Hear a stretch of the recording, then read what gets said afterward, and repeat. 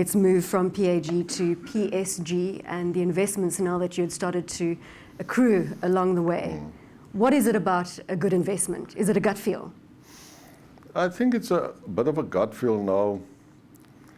I say the more you read and the more you listen and to take notice of what's going, people call it sixth sense, gut feel, or common sense. And that is what business is about, common sense. That you know what is, you even have to judge people by looking in their eyes. Can you trust them? I've made mistakes with people. And nowadays, if I don't know a person that well, I know exactly where you went to school now. I know exactly because I've asked you the questions. Very easy to follow up. Can you describe the kind of people that you surround yourself with, the people that you choose to work with? What are you looking for when it comes to character? Trust, obviously. I think character, trust, a person has to be intelligent. Otherwise, he will continuously lose a debate. So he has to be very intelligent. Yeah. I think he must have a passion, and he must be, we're a very informal work environment.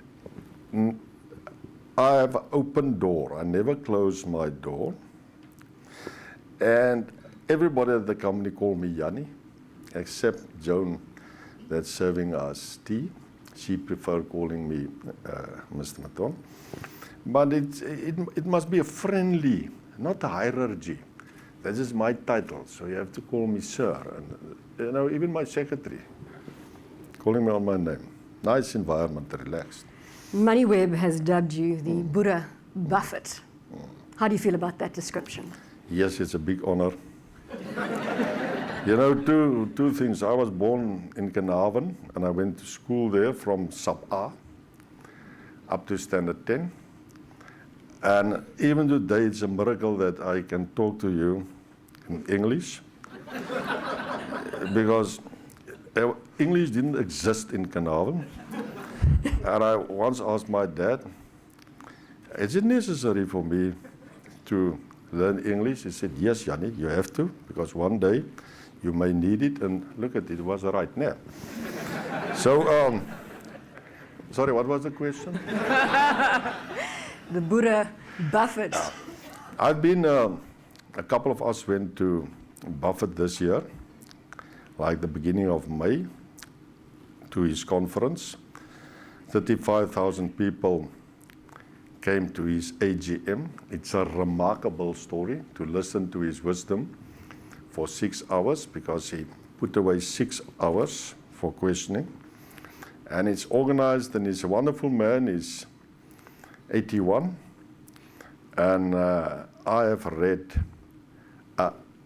enormous about him. I've been asked once in my life to talk on a gathering in South Africa where somebody came out to do something about Buffett, and he asked me to also address the people. I know, as if I know him personally. You've been quoted as saying that a great entrepreneur is someone that works in the company during the day and dreams about the company at night. Yeah, you know, I can't really forget about PSG, even night times. And I think it's sometimes boring for Deirdre and my wife. One of my children, my youngest, said one day at tables, she said, yes, it can't be just be a normal family. All we have to do is talk about PSG every day, every morning, every night. Can't we just be a normal family? And this is my life. Did you have balance in the earlier years? I always am a very balanced person. Thank you. Play hard, work hard. What is the secret? Yeah, I think I mean, people battle with this issue in terms of success. There's times that you have to relax with friends. Then you shouldn't talk about your company because you may bore them. Then you relax, and have a nice glass of wine or 2 or 3 glasses. Let's go into Zeta Investments, another business, agribusiness investment that you've made. And I see the premise there is to buy businesses or to buy companies that are trading at a significant discount to their intrinsic value. That's worked well for you. Okay, Zeta specific agri and food. Now, I know agri companies. It's coming out of the old co-ops. In each and every little town, you had a co-op.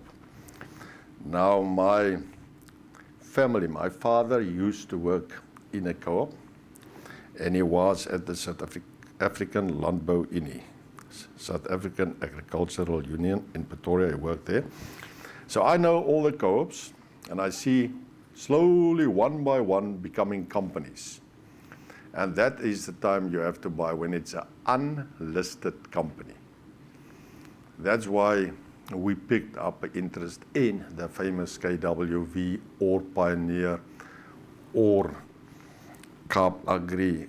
So for us it was, and I can tell you now, food companies will be there in 50 years to come. Now, what we've seen now, food is becoming more and more important. Somebody wrote the other day, 30 years ago, the world get together how to feed Africa. Now the world came together and said, how can Africa feed the world in 30 years? Africa's unbelievable potential in agri, and we are looking into that as well. We made 2 investments outside South Africa. Where can you disclose? In, number 1 in Zambia. Why? Stable government. It's unbelievable, the agricultural potential there. You have 2 crops a year. Here in the Western Cape, people don't know about 2 crops. You have, wheat in summer. Same in the northern provinces, only 1 maize in summer. There they have 2 crops because the sun almost, you have 2 summers there, and the rainfall is much higher. And what the World Bank gives you, you can almost take out a policy at the World Bank because they encourage the agri development in Africa, that if you lose your capital due to political interference, they repay you. Are you excited about the African story? It's a wonderful story.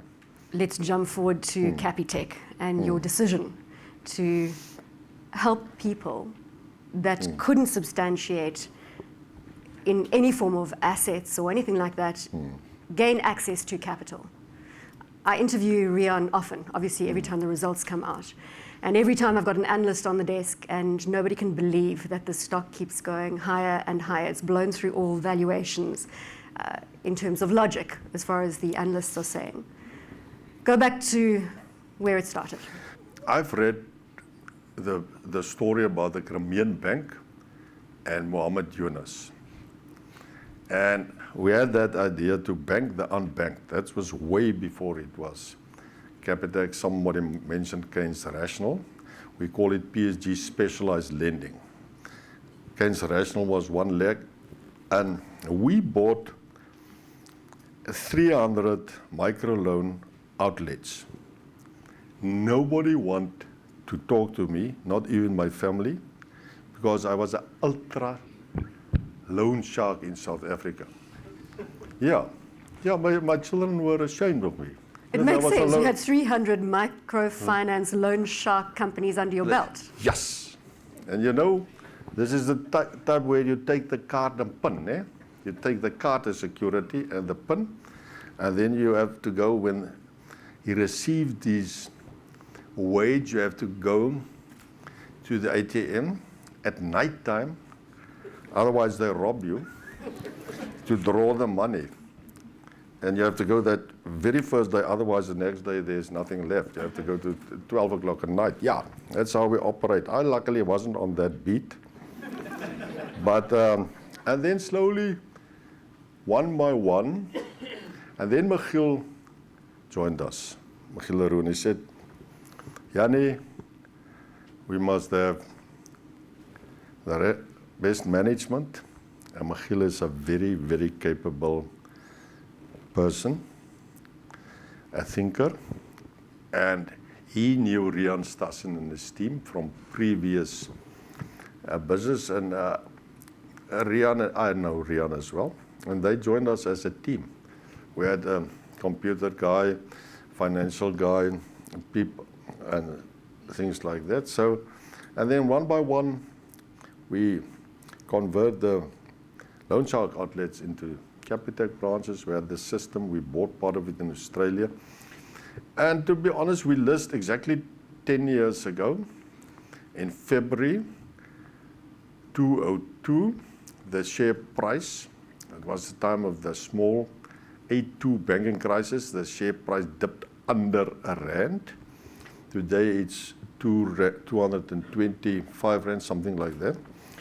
I don't know, I haven't seen any stock in my life that could do that from under R1 to 225 over a 10-year period. The big question now is it sustainable? You know, we often ask ourselves that, and then we are worried. And then we say, it can't grow its profits by 50% per year. It's impossible, because then it would be the biggest company in the world in 20 years, because at that pace, so it will slow down. And then we say, sit back and enjoy it. Why worry? The company is successful, but it can't maintain that growth record. You have integrated your family in the business. Is it easy to work with your sons? Pete, obviously, as CEO of PSG Group, and your other son is in PSG Asset Management. I stand to be corrected? Yeah, and my son-in-law is also in the business. For me, it's an unbelievable honor and pleasure. A number of people caution others about working with family and friends. This hasn't been an obstacle in your life? Yeah. So for me, it's a pleasure and an honor. But they must listen what I want. Yeah. I have the last say. Jannie, I think that's the perfect place to wrap up our discussion. Thank you so much to Jannie Mouton, Chairman of the PSG Group. You've been watching A View from the Top here on CNBC Africa.